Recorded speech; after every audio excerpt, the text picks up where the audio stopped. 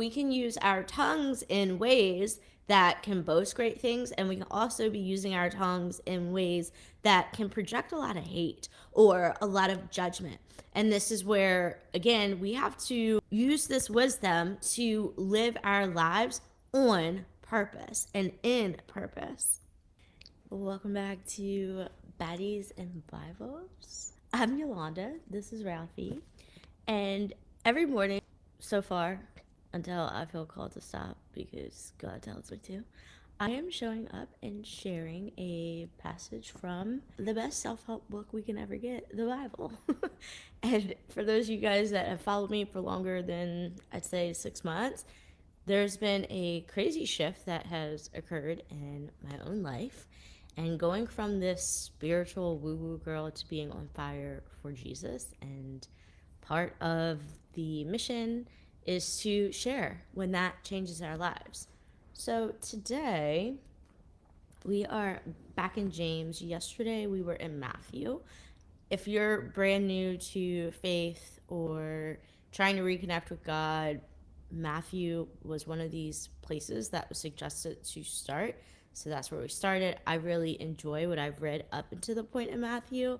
But we're in James again today, girl. I also want to preface this and just tell you that I am absolutely no expert. I don't know all the things. And this is a learning moment in which I am just taking people on the journey with. One thing that is stressed so often in the church that I attend here in Austin is God doesn't need you to be perfect. We are imperfect people in the pursuit of God and making heaven more crowded. And that all sounds really exciting if you ask me.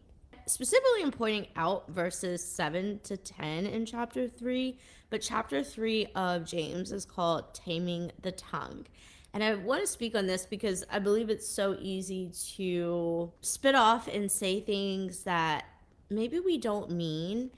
And I have an acronym that I'm using to help me sit and create more intimacy with God first thing every day, because it does make a difference personally for me. So I offer you to try it on if you are waking up in the morning and it's this dread. All we're looking forward to is Friday, and we're not looking forward to the day that we have ahead of us. And even before that, looking forward to waking up and being able to praise and thank God, all right? And as a former woo-woo girl, that looked like getting up and listing out your gratitude for the morning and sharing that with the universe instead of sharing it with the creator of the universe, girl, okay? But that's neither here nor there. The WWJD method is what I am using every single morning to have more intimacy with God. So first thing that we do is the W, worship. Worship and praise God, because He woke you up today, because He could have said, girl, knock, knock, your expiration date is here. And He didn't. So even in that, can I hope and offer to you that if you can wake up in the morning and you just have that gratitude as soon as your light switch, your eyes flicker on, that's like amazing. Worship, praise, having praise music is a great way to, former woo-woo girl here, shift your energy. But it does, right? When we listen to upbeat music, positive things that have great words, and we're not starting the day with 3-6 Mafia, I guarantee your day will start a little bit differently. The next is W, which is the word. We go here to the word and we ask God, hey, God, can you please grant me more wisdom and understanding, that as I absorb your word and take it in, that I'm able to understand it. And girl, if you don't, guess what we got? We got that www.google.com. All right, you don't even have to type it. All you got to do is open up your browser on your phone and get what you need. The next part is J, which is journaling. This is my little journal that I started on January 27th. So weird how I just remember dates. I don't know why. I started it when I really was like super lost. I didn't know how to pray or talk to God. That's a limiting belief. I want you to get into that, because God doesn't need you to have this perfect buttoned up way of speaking to Him. He just needs you to speak to Him. There is, if you're someone and you're like, okay, cool, I want to pray, but you need a framework. if you're very analytical in mind, like that is me. I totally get it. I can offer you something that's been very helpful to me feeling like I'm being effective with my prayers. But yeah, I started this book and this is where I sit and I put prayers in here. I get out how I'm feeling. And that's so important, whether you're writing to God or you're just writing to yourself. Being able to have a space where you can just like let it go. Just let it go. Girl, there have been so many times where I've gone in this journal and written, God, I am so angry. I am so upset. I am irritated. All these things. God doesn't need you to come to him perfectly. He just wants you to come to him. And those of us that have been running from him, girl, he wants you even harder. Trust me, okay? And if it is his will, he will get you. I promise. Because this thing laying right here in front of me, this thing that I love so much, at one point would have been like, I love this thing more than God, but we know we can't even have that kind of look. just lazy, just comfy, okay? But this thing that I love so much, this was how God was like, girl, I need you. I need you as part of my kingdom on kingdom on earth. Like, girl, let's go. We need to get this word to people that maybe are a little bit more like you, that will understand and resonate with you more than they will this perfect buttoned up Christian who can never say that they've ever put drugs in weird places of their bodies. Okay, I don't know. Take that for what you will. No, I've never done like any intravenous drugs. That's crazy. But no judgment. It's just not something I've done.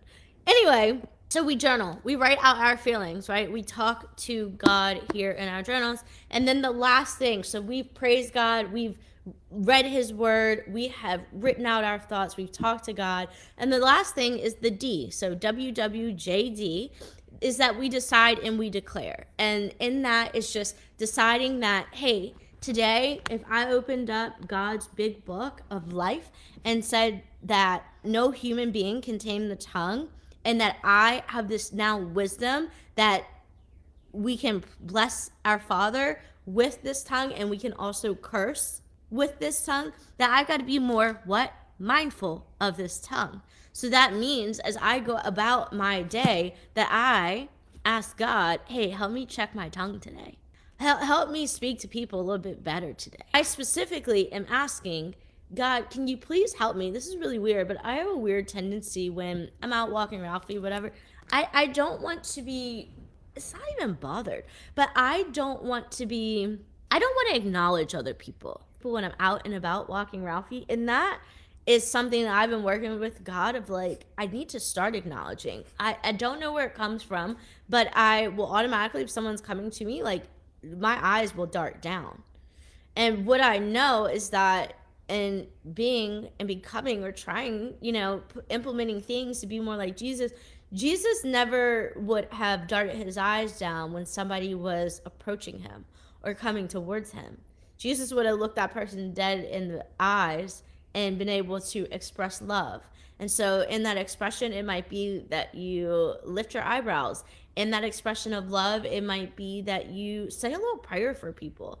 It might be that you give a hello. All things that can come from your tongue today if you so choose, because you still have this free will. We meet ourselves where we are because God meets us where we are. All right. So again, 6 months ago, this was like, girl, you're going to be reading the Bible? What? Yes, reading the Bible. But in taming the tongue, the beginning of this chapter talks about, this is James, and he says, not many of you should become teachers, my brothers, for you know that we who teach will be judged with greater strictness.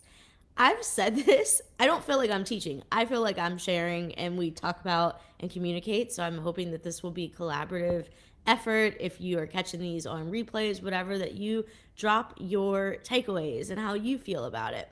But it is true that when we show up and we share or we put ourselves out there in ways that other people are not willing to, don't feel called to, or are uncomfortable, and there's going to be this judgment. And one of the things that we learned through Jesus is that when we judge other people, we've got to look at the log of wood that's in our own eye before we start judging the speck of dirt in somebody else's eye. something like that, roughly quoting here. But that's so true. So sometimes when we want to spit off our tongues or be speaking to people in ways that aren't really pretty, that they're not friendly, that we really have to go in and look at ourselves. And so I really just love how the Bible, as a former self-help girly, being somebody that it was all about me, that I was getting this quote wisdom from these other people, when Jesus was one of the best teachers, and it was God who sent his perfect son to forgive all the sins that we will, as people, commit. Right? It's so beautiful. It's such a beautiful, like, touching story. But I just want to give that to you, that, it is. There's going to be judgment. So whatever you're going in your life, if you're trying to walk a different path, if you're trying to start a business, if you're trying to do anything that is a bit different from the norm, because yes, there are a lot of Christians, but it's really not normal. And many of us have bad tastes of faith in our mouths or in our minds because of how people act. When we give our lives to Jesus, it does require you to show up and behave differently. You're not going to be perfect in doing that, but it requires active effort on our parts. And this is when we need to sit with God and ask him to help us become the person that he needs us to be. We all are placed here with a purpose, yet many of us feel so purposeless in our lives. So many of us are seeking and searching for something. We do this in so many different mediums. Again, I did it: seminars, self-help, psychedelics, going to psychics, all these things, because I didn't have a faith in my creator. Since I have been walking this journey, I will say, like, my demeanor is different. The way that I speak is a little bit different. I am very convicted about cussing anymore. And if you know me, like, that is one of those things where it's like, Yolanda, you no longer cuss? I can get on here and I can talk to you. And granted, yes, I've been able to do this forever, because at one point in my life I was a professional. I had to show up and do all these things. But I really use my platform here to be like, oh, I can just say what I want to say. And God has been like, well, girl, you can do that. And also, I'm putting you in a season of refinement and fine tuning. And I'm going to start snatching and pulling things away from you that aren't making you the person that I need you to be. I look at this that, I don't know, maybe people take me a little more seriously because I am. And because I've shared so openly for so many years and been cast upon judgment and fought with people in comments and just things that I refuse to do at this point in my life, but to show people that, like, you don't have to be perfect.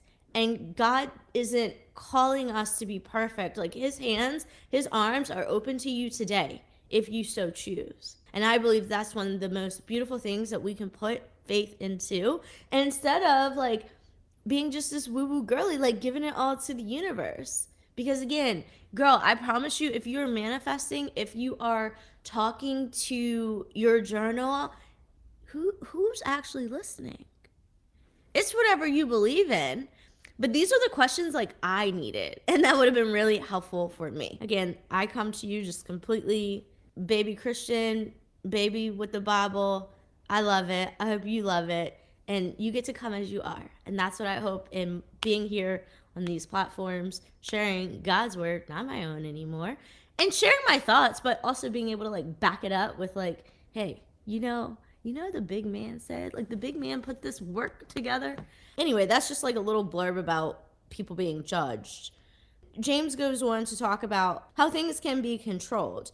Look at the ships also. Though they are so large and are driven by strong winds, they are guided by a very small rudder wherever the will of the pilot directs. Okay? Who's the pilot in our lives? Even if we don't believe it, even if we struggle to open our minds to it, kind of like you think about it. And I've looked back on so many areas of my life and been like, that was in the universe, that was God. God performs miracles. That is the only person that performs miracles, not just this, like, arbitrary something in the sky or, like, the universe. It's kind of, like, crazy when I go back and think. And I will say, I'm very much still in a spot where I can get my mind around some things, and some things I'm like, oh, God, I need a little more wisdom. Like, I need a little more understanding. And God is so patient. I have cried because, like, God, I'm just so sorry it took me so long to get here. But I'm here. And that's all that matters. You get there when you get there, because I'm going to tell you, you're going to want to have a faith in Jesus Christ at some point. You're just going to. So he talks about the ships and the small rudder that controls these big, large ships. And then in the same vein, he says, so also the tongue is a small member, yet it boasts of great things. So we can use our tongues in ways that can boast great things, and we can also be using our tongues in ways that can project a lot of hate or a lot of judgment. And this is where, again, we have to use this wisdom to live our lives on purpose and in purpose.